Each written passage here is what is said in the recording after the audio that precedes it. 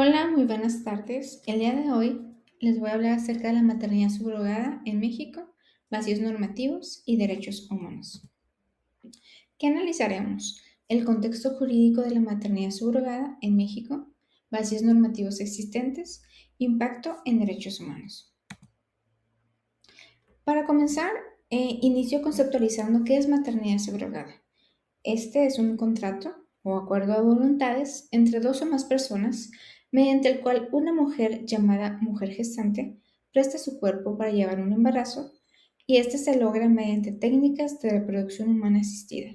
Y una vez que nace el bebé, la mujer gestante lo entrega a los llamados padres de intención, quienes lo registran legalmente como propio. Un dato relevante de esta práctica es que es utilizada por personas, ya sean parejas o no, que tienen problemas de infertilidad o que por alguna otra causa, ya sea física o biológica, no pueden ser padres. Y estamos hablando que no solo es un contrato, implica el cuerpo de una mujer y los derechos de un menor. ¿Cuál es el problema central en este tipo de prácticas? Que en México no existe una ley federal que regule el vientre subrogado.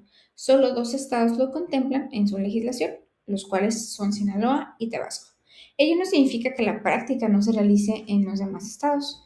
Sin embargo, se realiza de una forma clandestina y no regulada, propiciando así afectación a los sujetos vulnerables.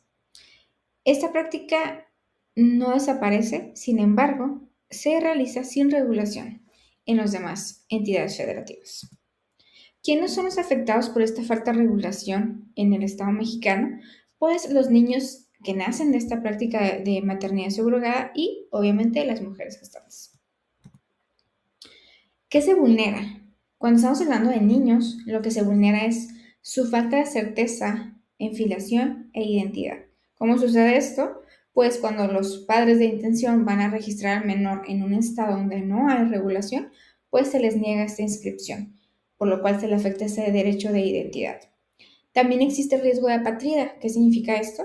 Que cuando se quiere inscribir al menor en otros países donde esta práctica no está regulada o donde para ellos no existe, pues no se le da ese registro y por lo cual se queda sin este derecho de nacionalidad.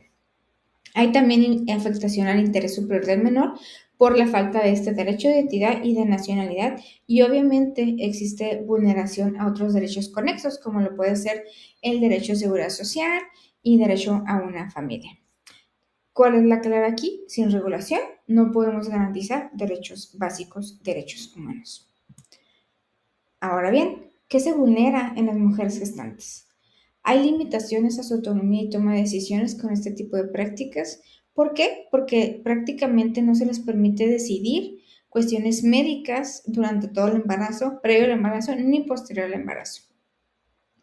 Inclusive en algunos puntos no se les permite desistirse del contrato, ni tampoco se les permite en algunos otros casos lactar.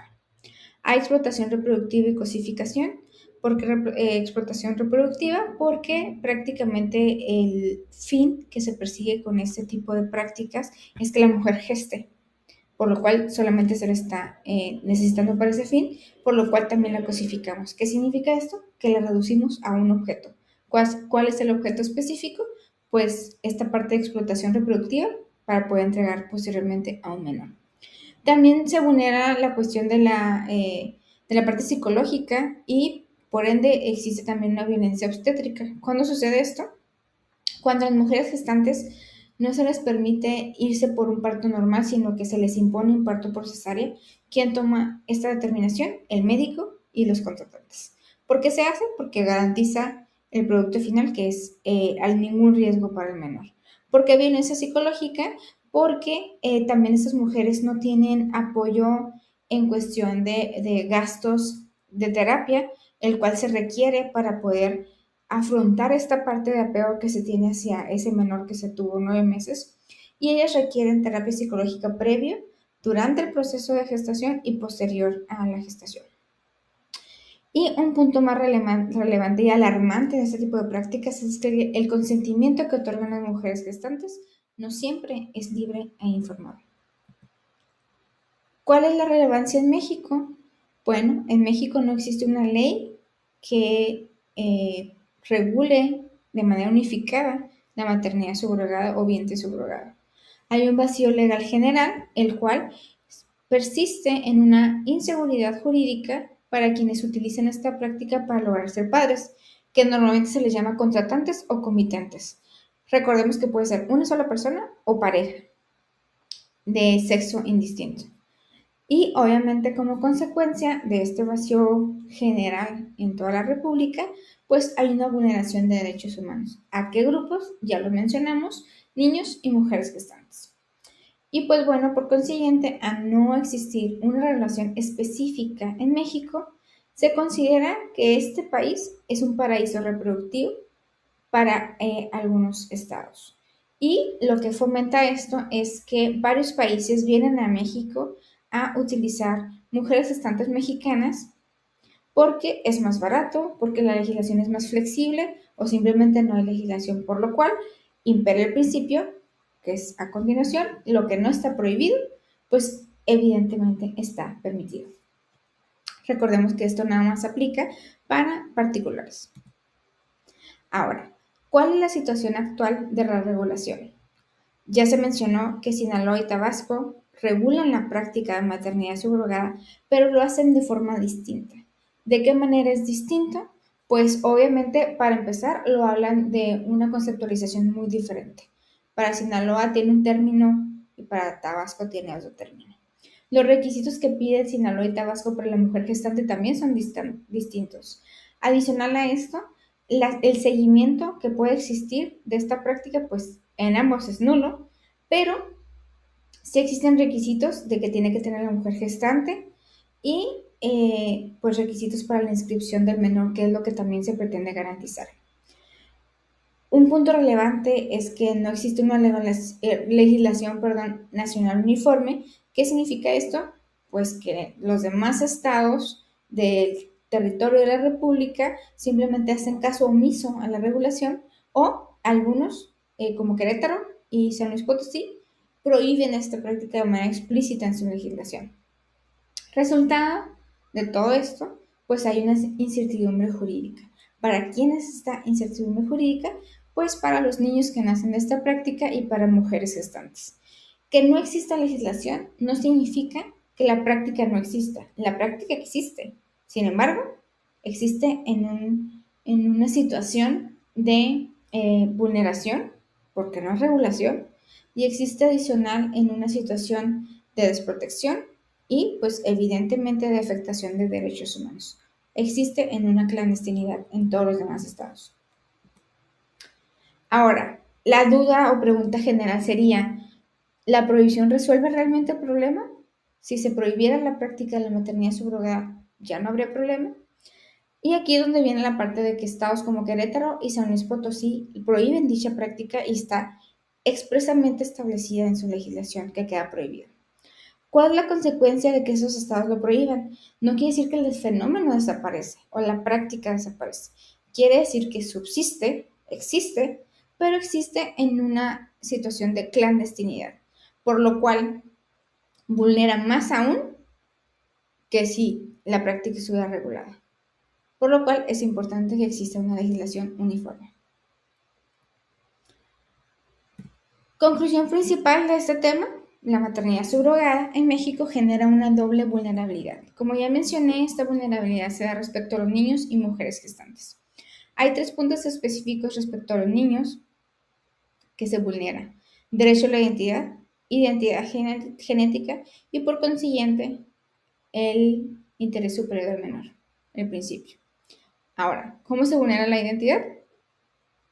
Ya mencioné que en estados donde no está regulado, pues no se pueden inscribir estos menores, por lo cual, pues no tienen nombre ni apellido y se vulnera este derecho de identidad. Pero, adicional, no tienen identidad y en algunos casos donde sí son registrados, no tienen acceso a su identidad genética. Esta práctica permite que la mujer gestante sea inseminada con un espermatozoide del contratante o óvulo y espermatozoide de los contratantes o que sean óvulos y espermatozoides comprados. Y cuando estamos hablando de esta situación en particular, cuando son comprados, pues es una carga genética distinta a los contratantes. por lo cual al momento que se inscribe, ellos tampoco tienen acceso a esa información genética, por lo cual se les vulnera ese derecho de identidad genética. Y cuando hablamos de interés superior del menor, quiere decir que al no registrar a los menores, al no darles ese derecho de identidad, al no darles este derecho de identidad genética, pues vulneramos en cadena otro tipo de derechos y con ello se afecta al interés superior del menor. Cuando hablamos de mujeres gestantes, específicamente se vulnera su dignidad humana, se vulnera su autonomía. Como mencioné, las mujeres no tienen toma de decisiones durante este proceso. Prácticamente el contrato que firman las obliga a someterse a las decisiones de los contratantes, a las decisiones médicas. Inclusive algunos contratos establecen que si no realizan este tipo de ajustes pues en su toma de decisiones, pues tiene que haber sanciones. Por consiguiente, pues no es algo digno. Su única función se reduce a la función reproductiva, que significa gestar a este menor durante 9 meses y entregarlo a los comitantes. Por lo cual, pues tampoco es digno. También hay una explotación reproductiva y hay una afectación en esta parte del derecho de seguridad social. ¿Por qué? Porque al existir la práctica en forma clandestina, no existe el servicio médico que se les brinda a las mujeres gestantes. El servicio que ellas tienen normalmente es por parte de los comitentes y en clínicas privadas. Pero una vez que se termina el proceso del embarazo, pues ya se quedan sin seguridad médica. ¿Qué pasa?